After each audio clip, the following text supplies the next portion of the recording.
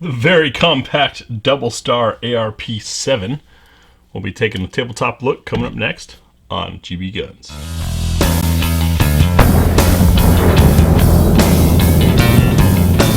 if you look back through our channel videos, you can see that we've done a lot of great stuff using a lot of these great DoubleStar guns. Mostly they're longer stuff. This little ARP7, named as such because it's an AR pistol with a 7.5-inch barrel, is something that, quite frankly, when it came out, I kind of ignored. Like, okay, another AR pistol. Who cares? Love you, DoubleStar, but AR pistols, I mean, they're everywhere and they're easy to make. Then at the Athlon Rendezvous, those of you who don't read magazines may not know that I write for Athlon publications, so Tactical Life, Personal Defense World, and Combat Handguns. I write articles for them, and they hold an annual event. Went to it. DoubleStar was there, and I shot this guy, and I was amazed.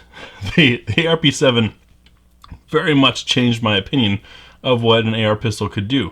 We were landing accurate hits at 50 and 100 yards easily, upright, in 28-degree sleet, and just having a blast with this little guy, and it was very controllable. So that made me want to get my hands on one to show you.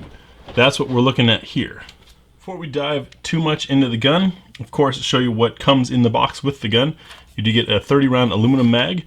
This is marked with DSC, or DoubleStar Core, on the bottom of it. One of DoubleStar's cool stickers. Of course, the thing about joining the NRA, and DoubleStar's standard AR-15 manual. This manual is made using an old school style AR, but as you can see, the pictures are very clear and the important parts are all highlighted and shown with arrows. It's a very excellent manual for those looking for a refresher or those new to an AR-15. Since once you know an AR-15, you pretty much know AR-15s. This single manual works for everything, and it's an impressive book. It's well done, well bound. This is something that you can hold on to and use for reference. And I like it because DoubleStar makes some pretty attractive stuff, like this little ARP7 here, that might attract someone in who's new to ARs and may not know all the tricks that regulars do. So good on them for that. Now we can take a look at the gun. Well, of course, show clear. Nothing in there.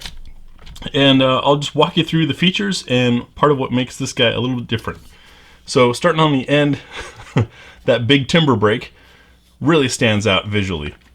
You have to excuse the Crimson Trace light mount here. This does not come with the gun. This is for a setup that you all will see in a future magazine article that I'll be writing about this gun. But the break, as you can see, comes back behind where it mounts. It probably threads on, I don't know, probably about here, and steps back to cover up the edge of the barrel there. And it just makes for a nice continuous look, and I love that the cut on the handguard and the cut on the end of the break mouth are matching. It's kind of a neat touch, just a stylistic bit. You can see that it's got two large vents for compensation that are going up and forward. That's going to help mitigate rise, which is typically the worst thing that happens on AR pistols, is a lot of muzzle rise. And then it's very voluminous. You can see in there, that's going to help cut down on the flash. If you've not shot an AR pistol, they're infamous for lots of muzzle flash because not all those gases have finished burning before they leave the barrel. Heavy barrel, speaking of which. Handguard here is a DoubleStar branded handguard. See there, nice mark on there. We've got QD points left and right. M-LOK compatible on top. Side at the angled, so the 5 and 7 o'clock, which you don't see very often. And then, of course, the 6 o'clock. You can see the dual set screws holding the gas block in place there. And I love the style on this handguard. You know it's uniquely DoubleStar because it's got the diamond, which, of course, comes from DoubleStar's dragon logo. So that's a pretty cool touch. I love that it's nice and slim and minimalist, and they even have a bit of a recession here with just a touch of rail space on the ends in case you want to run iron sights or something like that on here. Coming to our upper receiver, you can see we've got T marks, which is nice, usually seen as a plus, It's nicely finished. Yes, it has a little bit of shipping grease on here, but you can see that the anodizing process that was done very nicely, and upper to lower fit is very snug. That's going to lend itself to good potential accuracy. DoubleStar's Dragon as their mark.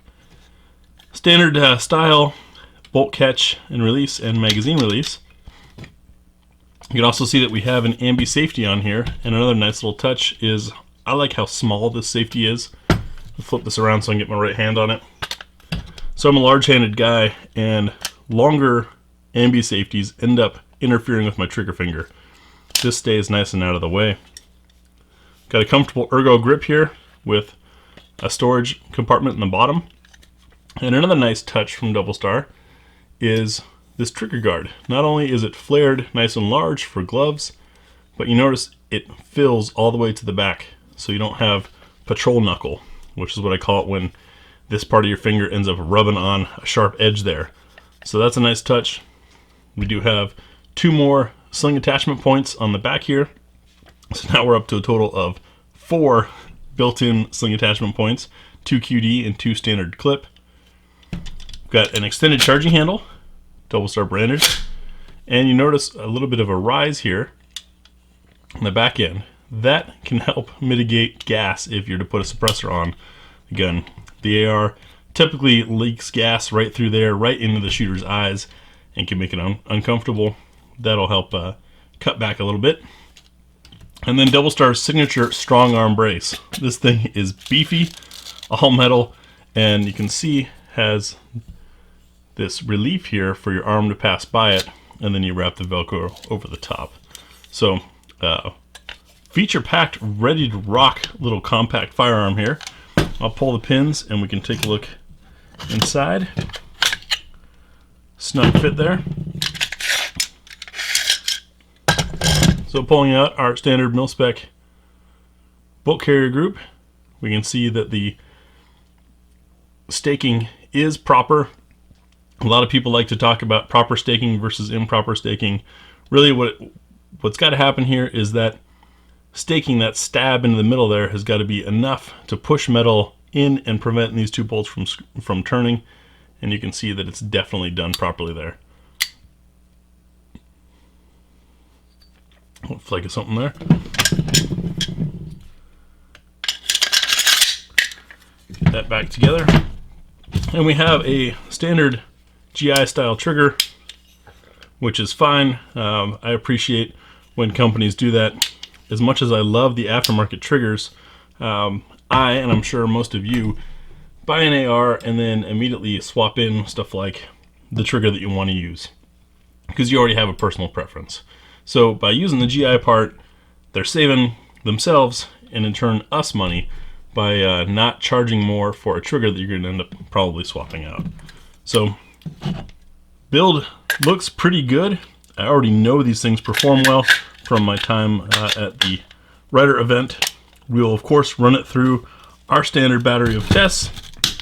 Going to do the multi-mag test. I think I'm up to 22 different types of AR-15 mags to see how well they fit in here, and the gun runs, and then we'll try some quick handling stuff. I'm not so sure if 100-yard accuracy is appropriate or not. Yes, the bullet can still get there, but we're working with half the barrel, less than half the barrel that you normally have on an AR.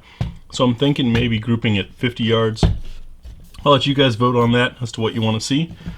Plan on running this new optic from Crimson Trace. This is a 3-power magnified bit, and you'll see this in the magazine article as well. We'll do some multi-loads through it. I am curious, with such a short gas system and short barrel, if there will be any load sensitivity. I can't tell you the rifling off the top of my head, but you know, specs are available on the internet. Just Google it or go to DoubleStar's website, and you can see all the specs right there.